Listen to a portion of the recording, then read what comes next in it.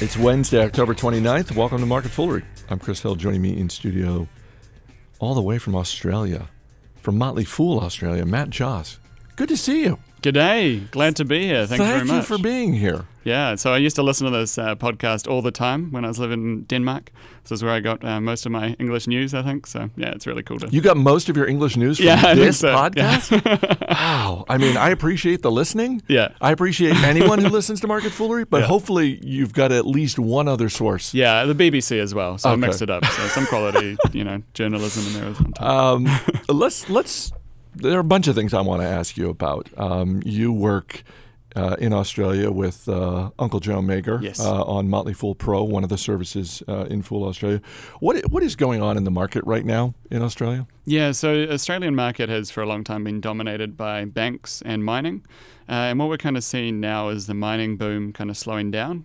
So the mining boom recently had been really powered by China.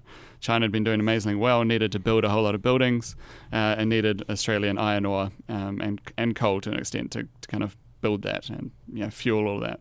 And that's kind of slowing down. So the iron ore prices dropped a lot. It was dropped from 120 down to $80 a ton, and that's already seen quite an effect that's starting to come into play. So the miners aren't doing so well, which is kind of depressing, getting people a bit concerned about the rest of the economy because it's such a big part of the economy. So I guess that's what we're kind of seeing in the broader sense. What are the banks like in Australia? And I'm thinking primarily of, in the U.S., you've got sort of the big Wall Street banks, smaller banks, little banks, as Tim Hansen likes to refer to them, the community banks. When Jim Gillies crosses the Canadian border and joins us in studio here, he talks about Canadian banks being not at all like the big Wall Street banks. Canadian banks are much more just sort of basic nuts and bolts. Is that sort of how Australian banks are? Yeah, so Australian banks are quite unique in the world in a sense, and just that it's so dominant of a group. There's a big four, and that's effectively it. There's a few other sort of building societies type things, but that's basically it. Whereas in America, you'd have, a long tail of hundreds or a couple of thousand banks, I think. So in Australia, there's a big four that dominate. They earn huge profits, and they're not really, I guess, into the proprietary trading quite as much, perhaps, as some of the Wall Street banks, but they get their fingers into a lot of pies, you could say.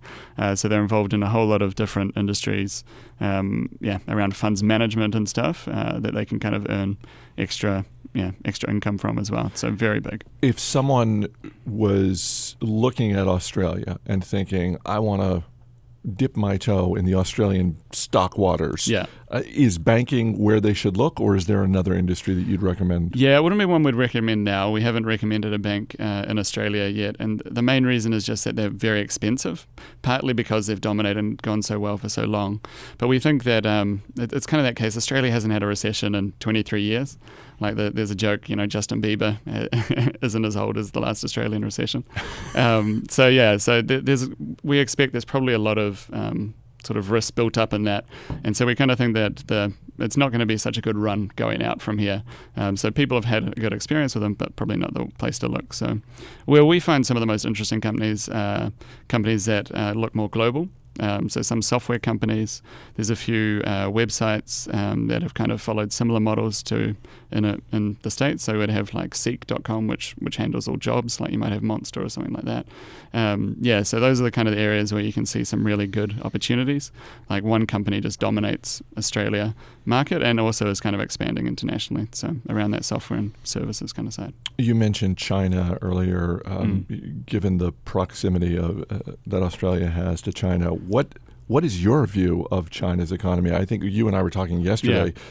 It seems like every American company under the sun that does any sort of international business, at one point or another, they're going to say the following words: we think China represents a great growth opportunity for us. And for some of them it actually does, and others they're just sort of flailing.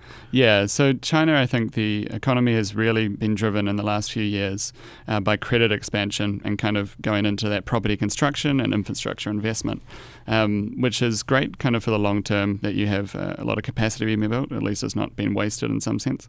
But there's a lot of signs that there's overcapacity now. So I guess we've all seen like the ghost towns and whatever else. And there's just, I think it's reaching a tipping point where it's just not sustainable to keep growing in that sense and through construction.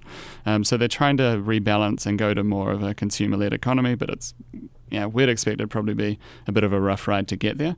And either way, I guess, from an Australian perspective, most of the companies are geared towards just that boom construction phase. So even if they did have kind of a smooth transition, it probably wouldn't be the best in the short run anyway. For anyone who hasn't seen it, it is worth going onto YouTube or just searching on Google, as you said, Ghost Town, because it's pretty amazing. I mean, in America, we have malls that have empty locations within the malls, that sort of thing. In China, they have office buildings. It's incredible. And entire malls that are just 100% empty. Yeah. It's a little creepy to look at, but part of me thinks, well, wait a minute. Didn't anyone do any checking before? Yeah, exactly. I mean, so there's just a mix of incentives, right? So local government get a lot of their revenues just from selling land to developers, and so they just want to keep pushing up more development, right? Because they don't collect taxes in the same way. And I think that something like in 69 out of 70 Chinese cities, property prices fell in the most recent quarter. And there's just a lot of oversupply. Some cities have like a 20% vacancy rate, which is massive. Wow. Most economies would have 3 or 4% kind of thing. So there's a sign that it's kind of reaching that point where, hey, it's just, it can only go on so long. Obviously, China can kind of order the banks if they want to just keep lending, which can kind of keep things going. But eventually, you're just lending money to pay back the interest on the money you borrowed rather than to actually do something productive. So, yeah.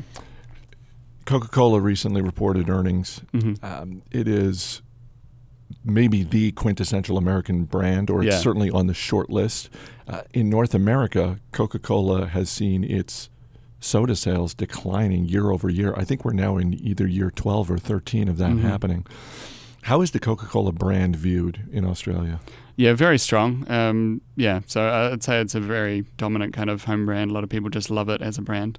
It's an interesting company as well. I think I mentioned this earlier that they had, when we were talking before, that they've done some innovation in Australia that's come to America recently. So putting the names of people onto bottles, which kind of a lot of Americans kind of thought no one's actually going to fall for that. But evidence shows they trialed it out in Australia, and people love to see their name on the bottle of a Coke.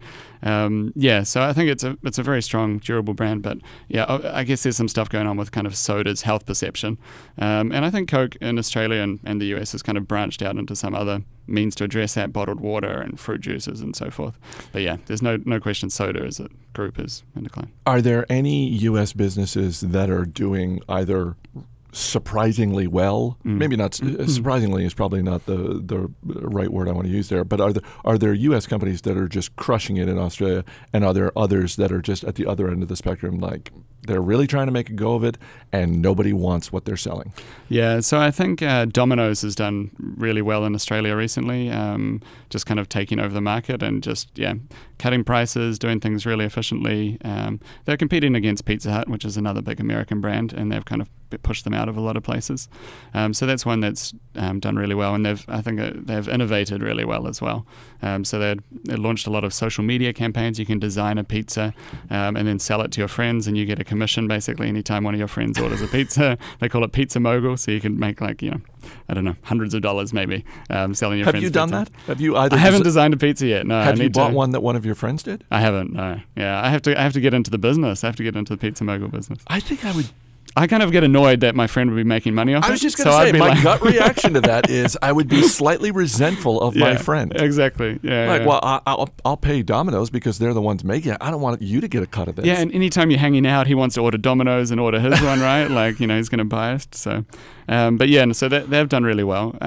Brands, we've had some that I think Sizzler has been struggling as a concept. I'm not sure how popular those are still in the States, but I think it's regional. I think depending on what region of the country you're in. Yeah. Strength is relative. I think Australia is quite a similar culture to the US. So I think in a lot of ways the brands work really well, perhaps more so than some other countries. So I used to live in Denmark, and KFC was never, for instance, a very big thing there. Kentucky Fried Chicken has that, but it's massive in Australia and massive in New Zealand. So yeah, I think some things just don't work as well. It just depends what the cultural traditions are. But Australia is quite a similar market to the US. So we've seen a lot of clothing brands come in recently, from the US and internationally. So I think that those are going to start doing really well, Under Armour and so forth. So Halloween is on Friday. You were saying earlier, Halloween, not nearly as big a deal in Australia. Yeah, it's not. No, that's probably for the best. It could be. It's certainly a lot cheaper to deal with. So you'd have kids go around collecting. You might have a few parties sometimes, but it's not like everyone dress up as adults. I love it here. I think it's going to be great. It's certainly something that our dozens of listeners respond to as the emails continue to roll in. radio@fool.com as we talk about overvalued and undervalued candies. From Mark Nichols in Connecticut, overvalued Mounds or Almond Joy, really a personal preference. I don't like these. Yeah, it's all about the coconut with those too. If you don't like coconut, you're not going to like those. Undervalued. Apparently, any candy that has an Urban Dictionary meaning, Sugar Daddy, Mary Jane, Smarties. The reason these are undervalued is that they can last a long time, so there's more value for the money. From Ryan Bernier in Canada, overvalued, Reese's Peanut Butter Cups. It's not even peanut butter, just some coagulated chemical mixture. Undervalued. Are you ready for this? Pretzel M&Ms, savory and sweet. From Richard Morgan, on behalf of himself and his wife Joni, no question in my mind, the best chocolate in the world comes from Belgium. Since no one has mentioned this, it is automatically undervalued. As for overvalued, my vote is for See's Candy. Not to say that it's bad, but the Californians never shut up about it. That is one of those, I'm sure, working with Joe Mager, I'm sure he's mentioned See's Candy. Yeah, he brought me some back. Yeah, I don't think Joe goes more than a week without mentioning Berkshire Hathaway. So, you can follow us on Twitter, @MarketFoolery is our handle. From Stacy Miller, overvalued, goodie bags. Undervalued, people who give coins. And from Brad LaCroix, overvalued, Kit Kats. Undervalued, green tea Kit Kats. That's true. We had one of our listeners sent green tea Kit Kats from, I think, Japan. Surprisingly good. Okay. I say this as someone who does not ever drink green tea. So and the color is a little off-putting at first, but they were surprisingly delicious. You live in Australia now. Mm-hmm. You have recently lived in Denmark, but you are originally from New Zealand. Yes. What is one thing anyone visiting New Zealand needs to do? It could be a place to go, something, some sort of adventure to go on, a type of food to consume or drink, something. It'd have to be the west coast of the South Island. It's incredible. So when I'd been living in New Zealand, I hadn't visited until I was maybe 20 years old and did a road trip. And before that, I was kind of like, New Zealand's beautiful. I didn't really get why people were so keen to come down. But that west coast is amazing. So the whole landscape changes within a few hours drive. So you'll be in like kind of native bush kind of stuff that you're driving through, and then it'll go into plains and then glaciers and stuff. And you can go and walk, right up beside the glaciers. You can swim in like a, fresh glacier-fed stream.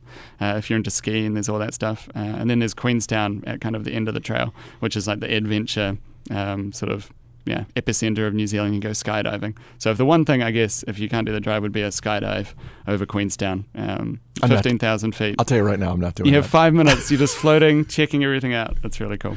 You say floating. I think in my head I'm plummeting. Yeah, you don't notice it though. Yeah, you're just kind of hanging out. It takes a lot longer to fall to the ground as well than you think. Once you've opened that parachute, you got about a minute of free fall, and then so that'd be my tip.